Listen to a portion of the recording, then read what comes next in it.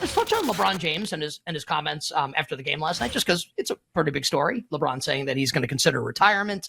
I don't think it's going to surprise anyone to hear, and I'll speak for Ken here. And I don't even really know what he's going to say, but I don't think LeBron's going to retire. I think he's talked his entire career about wanting to play with his kid. His kid's going to be in the NBA next year after going one and done at USC, probably. Ken, if you had to create a betting market for will LeBron James retire or play next year, what would you set it at?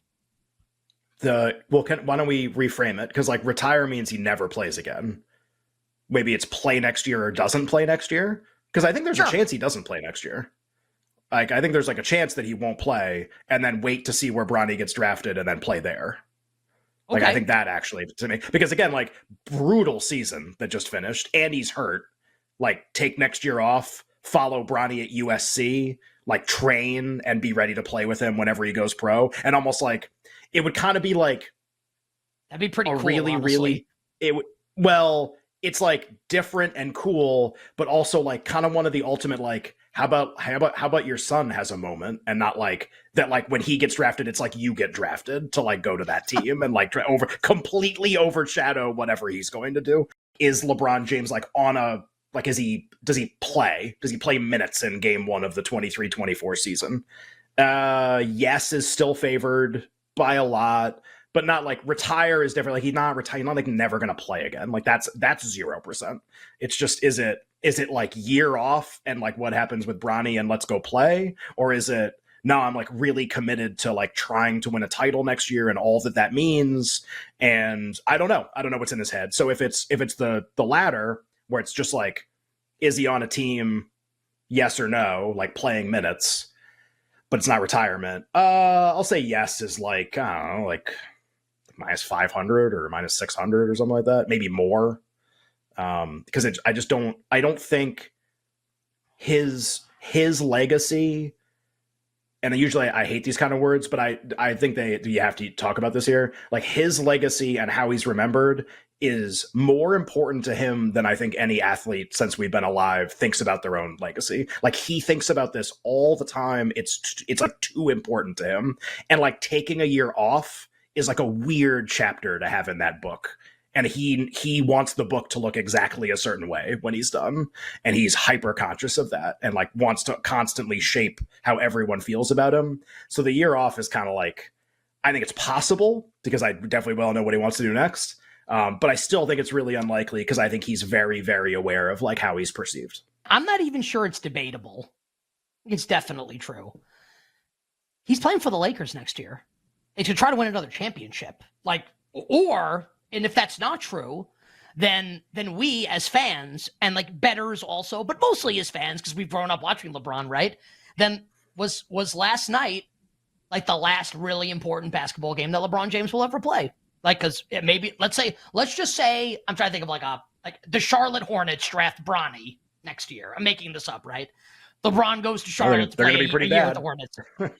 So, like, they could definitely draft him. Guess what they're not doing? Like winning a title. And if that's what it's going to be, then last night might be the farthest he ever gets in his. Like that may be it. Let's say it's Nuggets Heat, just because it's probably going to be Nuggets Heat. Like almost certainly going to be Nuggets Heat. What do you think? Kind of like. What do you think you would make each team's percentage chance to win the finals? You can do it in price, or you can just do it like, I think the Nuggets would win 60% of the time, whatever. What do you think it would be? Not the number in the market, but just what do you actually think the probabilities are? And do you see yourself having like a really strong opinion on who's going to win that finals if they play? In my personal portfolio, I don't have to do a whole lot because I have a Denver preseason title future at plus 2,000. And then just today, I hedged with the Jimmy Butler Finals MVP at plus 340. So if hedge. You have, but yeah, just because as you know, on the screen right now, plus 275 at BetMGM for Miami to win the title. If they're winning the title, Jimmy Butler is going to be the MVP. So if you can extract a little bit of value there, cool. So that's what I did on that front. But I just think Denver lines up better. They're a smarter team than who Miami has been facing. And I think that's critical, especially for Denver offensively. And then defensively, I think Aaron Gordon might be one of the better players set up to like contain Jimmy Butler as much as possible. Jimmy Butler feasts on smaller dudes. Drew Holiday is one of the best perimeter defenders in the NBA. Jimmy Butler ate him for lunch, partially because Jimmy Butler likes to be able to use his size to lean in that little bit and use that leverage. Aaron Gordon's bigger than him, has the wingspan, has athleticism, to where as long as he can stay relatively out of foul trouble, he's at least going to make it difficult enough for Jimmy Butler to slow down the Miami offense a little bit when he's on the court. And then they have enough guys that are like, they don't have a huge minuses defensively. Like Michael Porter Jr. has shown that he's gotten to not terrible Trae Young levels, to where when he's on the ball, he's actually halfway decent. And when he's off the ball, he's subpar, but he's not brutal. As far as like my betting with them is concerned, like, yeah, like it's awesome. I've bet on them every game since Game 7 of the first round against the Bruins. So they won that series. So that's 1-0. 4-1 against Toronto, and now 3-0 against Carolina. It's silly. And guess what? They're gonna win tomorrow. And then guess what? They're gonna win the cup. So like, hop on the money train, everybody. Get the Rats, throw them on the ice, baby. Like, they're winning the cup. Like, it's a wrap. It's over. The Florida Panthers are winning the Stanley Cup. And I think at this point, like, Bobrovsky is going to win. I mean, he's out of his mind right now. Like, they got out. I don't know how many people actually watched the game because, like, the Lakers game was going on concurrently. I should say the Nuggets game, not the Lakers game. Given that Denver won the game, it is in the NBA Finals. Right. But like, the Panthers got outplayed. Like, the Hurricanes outplayed them and still lost 1-0 because Bobrovsky was so great. So yeah, like, they've been a cash cow. It's been outstanding. It's been really good. A game and a meme that like both like had a lot of meaning, right? So the game had a lot of meaning because they're up 3-0 and you won money again. And then Brooks Koepka's at the game. Obviously won the PGA championship.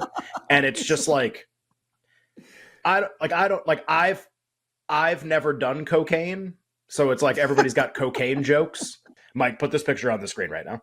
By the time we get the people we're watching on the live stream, we're putting up a picture of Koepka from the game last night. It's almost like, what emotion would you use to describe the face that Brooks Koepka is showing in this picture, which people can obviously, I'm sure, hopefully have seen and can find very easily? Possessed. Yeah, like by a demon, like entranced. Like Satan, yeah, Satan is in him in this moment. Satan is inside of him in this moment. Satan is in him.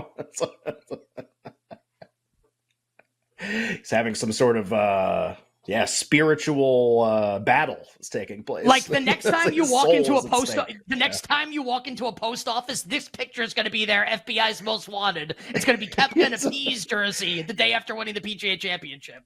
Well, it's crazy because if you lose the clapping part of the picture and it's just his face, it's like you put his face on the screen and you just go, like, what is he watching right now? Be like, did somebody die on the ice? Like, is that what he's looking at?